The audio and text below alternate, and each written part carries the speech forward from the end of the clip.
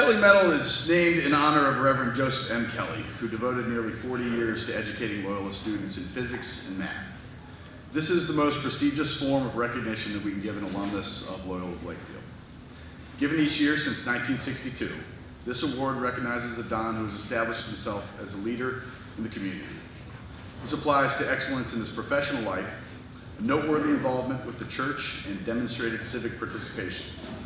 Most importantly, the alumnus is recognized for how his personal, family, and public life serves as a role model and example to the students and graduates of Loyola Blakefield. Each year, a number of former Dons are nominated by their classmates and peers for this award, and the Alumni Association makes the difficult decision to choose one of the nominees. This year, the Loyola Blakefield Alumni Association has chosen Anthony Skip Minakowski of the class of 1963 as the Kelley Medal recipient.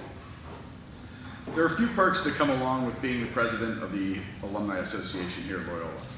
We put on several great events, including a wine tasting, alumni golf tournament, and of course the annual homecoming bull roast the night before the Turkey Bowl.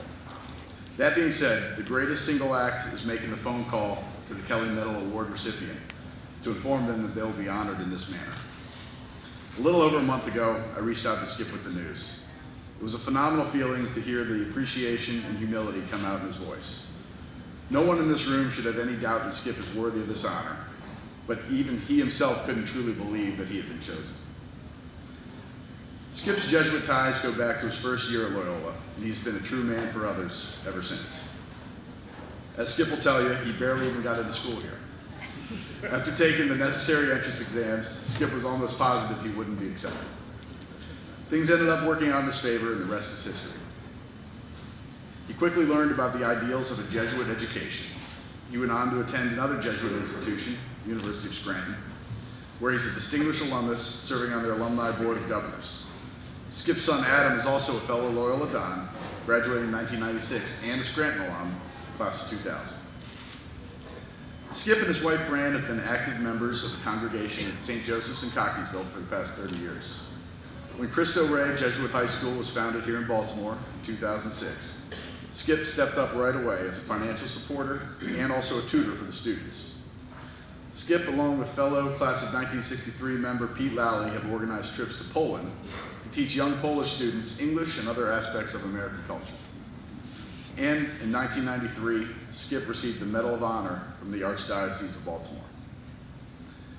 As part of the nomination process for the Kelley Medal, we received letters from many former Dons on behalf of their friends and old classmates. In the 8 years that I've been lucky enough to be a part of the board, I don't recall seeing anyone get more support from his old buddies than Skip did this year. It's not hard to understand why. Skip has been described by more than one of his former classmates as the heart and soul of the class of '63.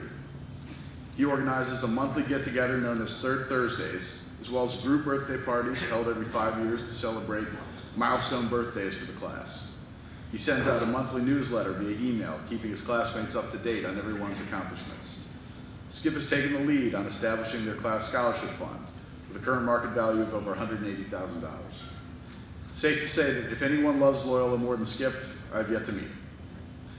I've had the pleasure of getting to know Skip over the last couple of weeks through the course of this process, and I'd like to close by talking about something that has become an instrumental part of his life in the last couple of years. In 2014, Skip was asked to serve as a moderator for the Loyola Christian Service Missions. For the last 3 years, he's led service trips to Our Daily Bread, St. Jerome's Head Start Program, the Franciscan Center, Ridge Ruxton School, and Blakehurst Retirement Community. He has led groups of wide-eyed sixth graders and more mature high school juniors. Upon returning to campus the day after service, Skip leads the group in a post-trip reflection. No matter their age, the students' comments and responses to his questions always elicit a smile and a sense of pride in Skip. He knows that every Don that goes on these trips with him comes away with a feeling of accomplishment, knowing their works of mercy and kindness made a difference in people's lives. Of course, Skip knows this feeling well, as he's been a man for others since his freshman year in 1959. So please join me in welcoming the 2017 Kelley Medal recipient, Mr. Skip Minakowski.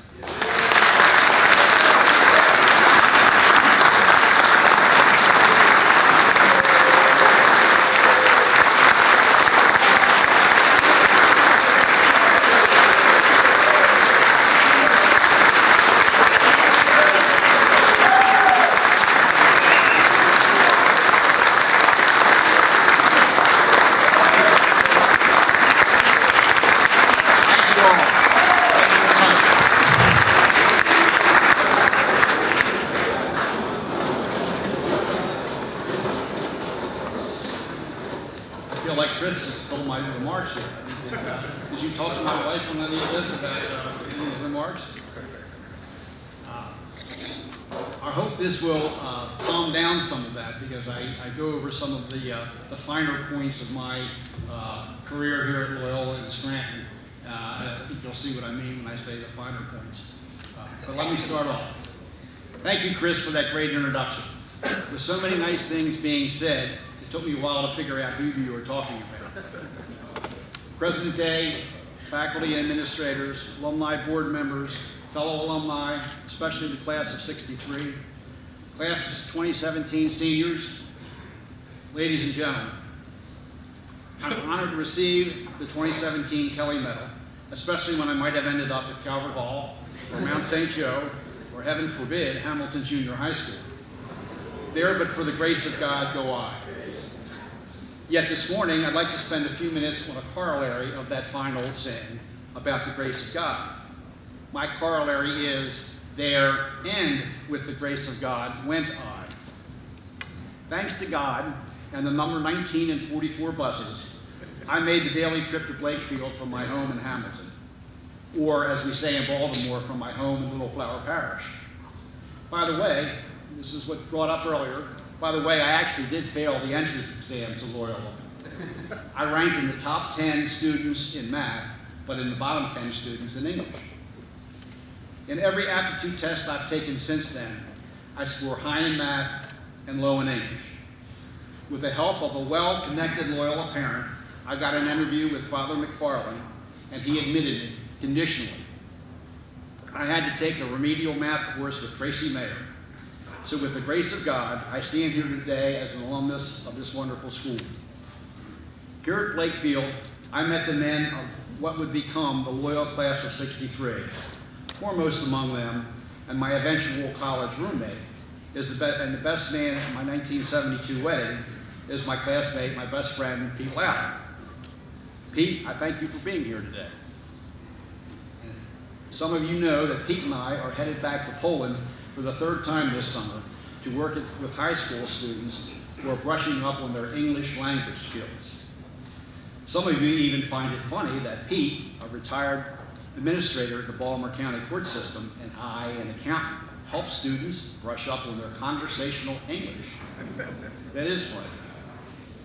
I know that I didn't excel in that subject in high school or college, and I seem to recall that Pete also struggled with that. But here we are, headed to Krakow this summer, hopeful once again that we don't cause any international incidents.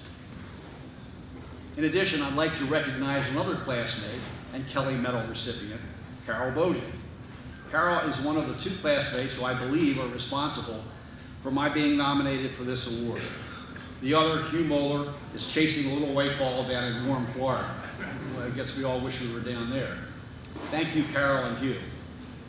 There's a little known fact that Carol had to take the remedial math course with me to get into Loyola. But once here, he excelled in more cerebral skills, such as writing poetry. Who can forget the couplets he put together for our football cheers?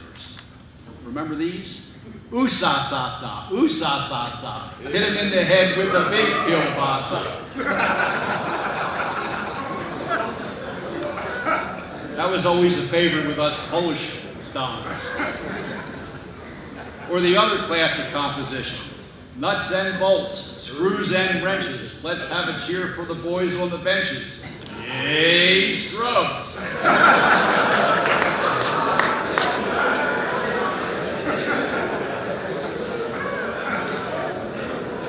Obviously, Loyola recognized such talent and admitted Carol also. Well, I am fortunate for the education I had at Loyola, that Loyola offered me and the classmates back in the early '60s. I am fortunate that I continued with the Jesuits at the University of Scranton and graduated from that institution 50 years ago this spring.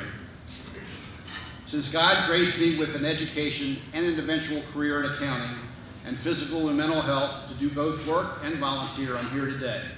The point is that with the grace of God, I met and kept Loyola friends to this day, many of whom are in this room. The camaraderie we share after more than 5 decades together is what keeps us gathering monthly for our Thirsty Third Thursday outings and turning out in large numbers for homecoming and other events here. I believe we truly love this place and each other.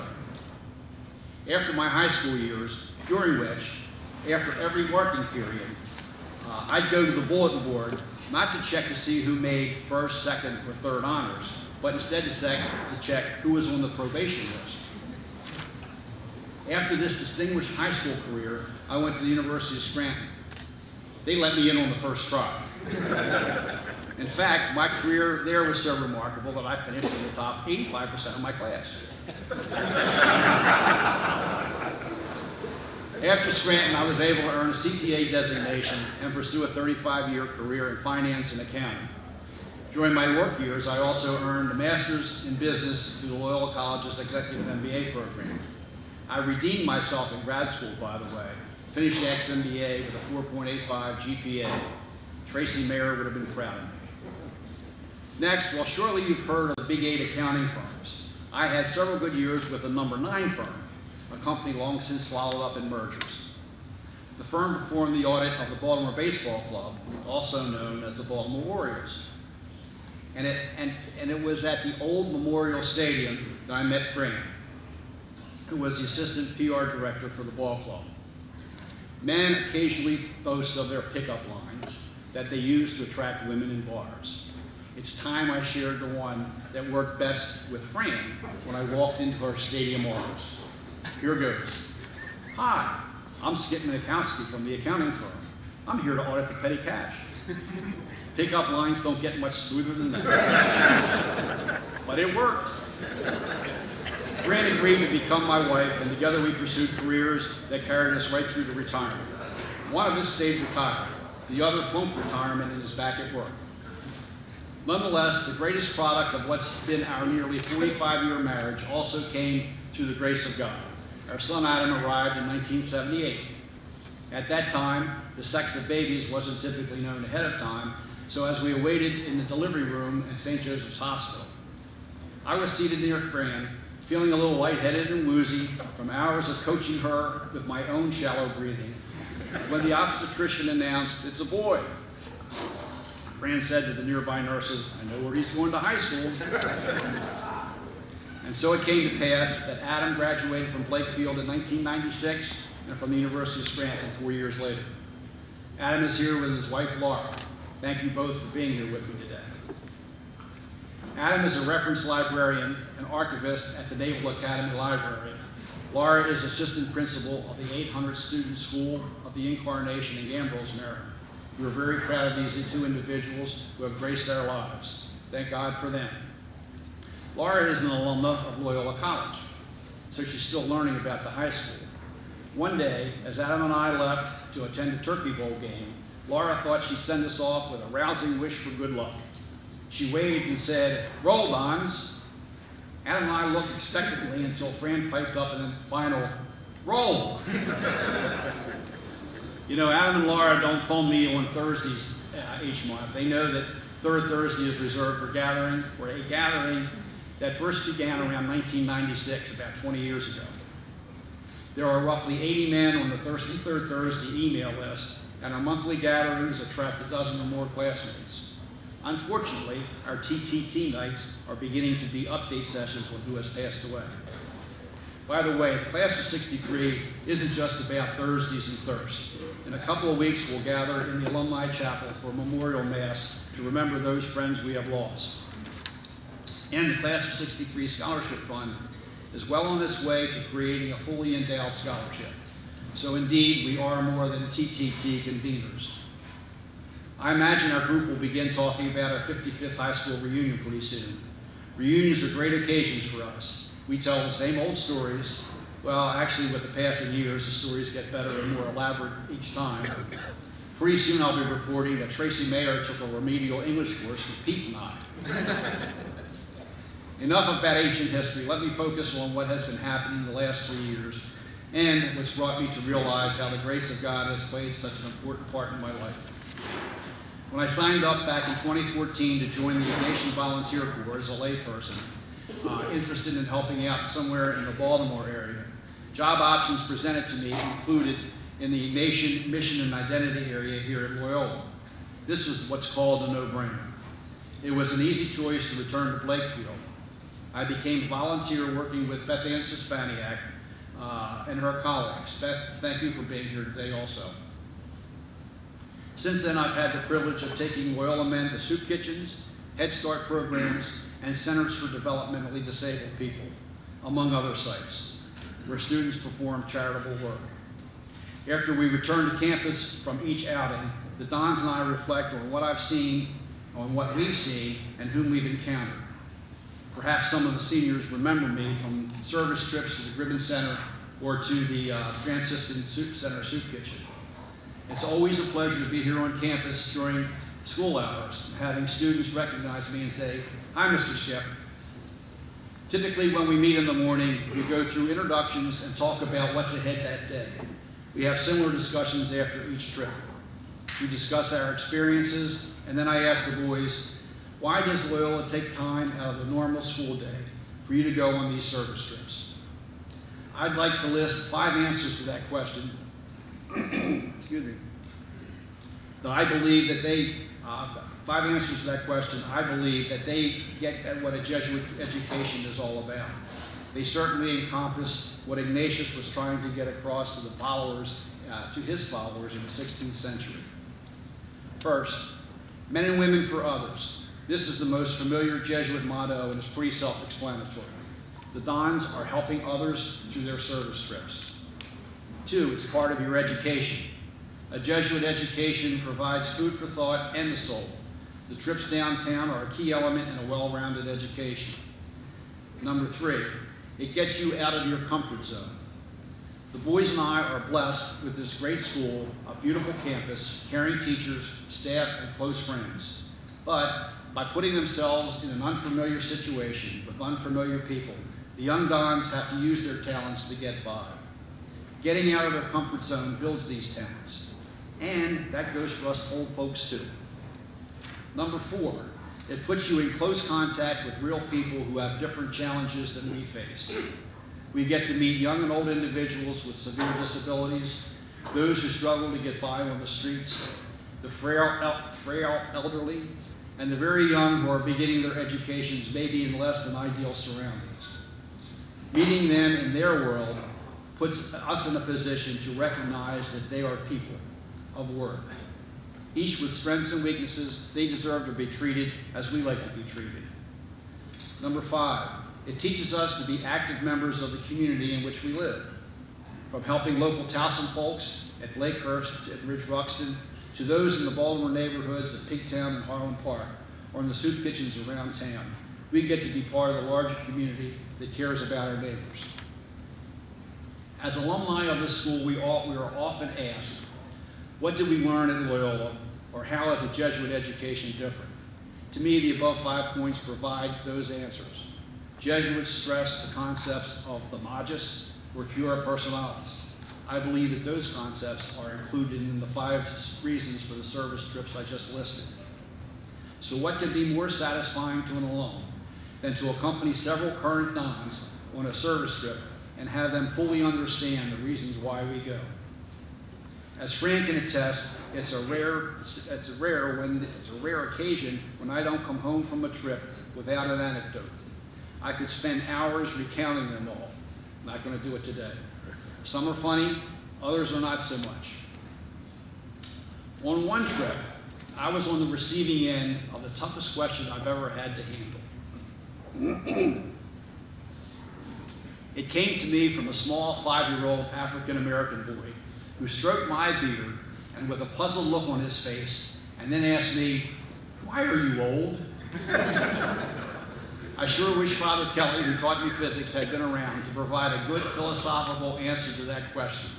I'm pretty sure I said something like, "Why are you young?" Right before a group of Dons went to a Head Start center downtown, we asked if they had heard of the Head Start program.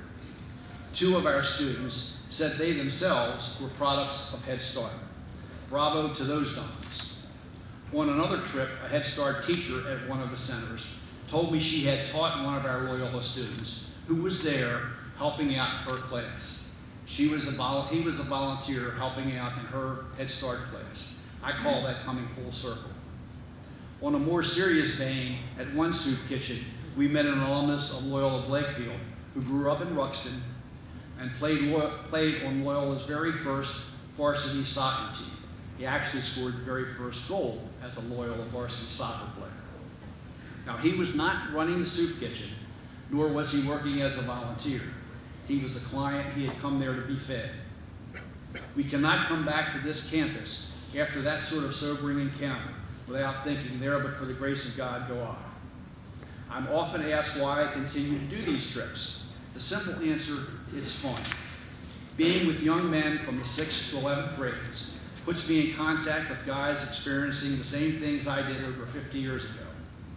Witnessing these young men experience something completely out of their normal lives and hearing their reactions is very uplifting.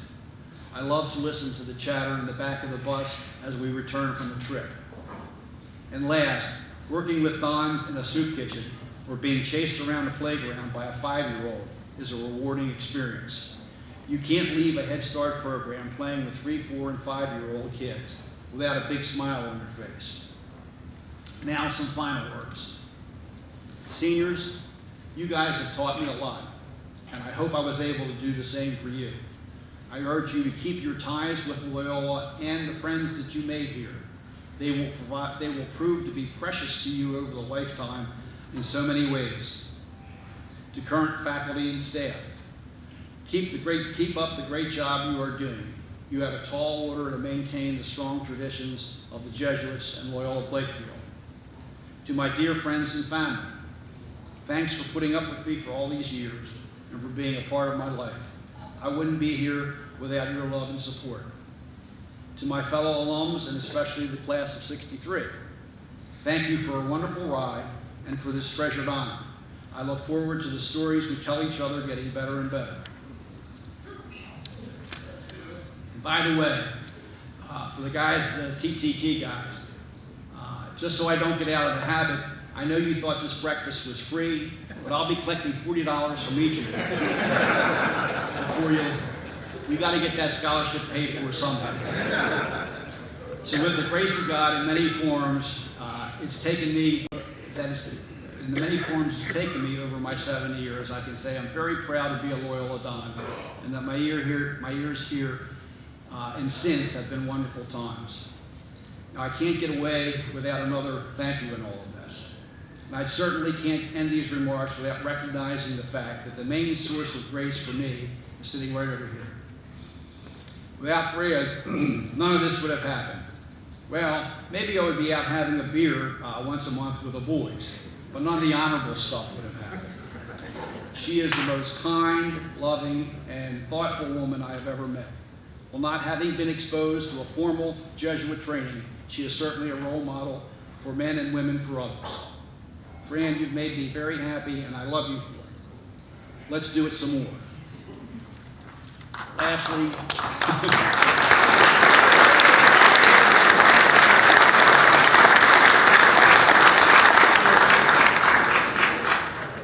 Lastly, and this is truly the end, thank you for this honor. Thank you for giving me the time thank you for taking the time to celebrate with me. And thank you for so many kind words and messages since the time this award was announced. Thank you all again, and remember, it's roll Dons, roll. Thank you.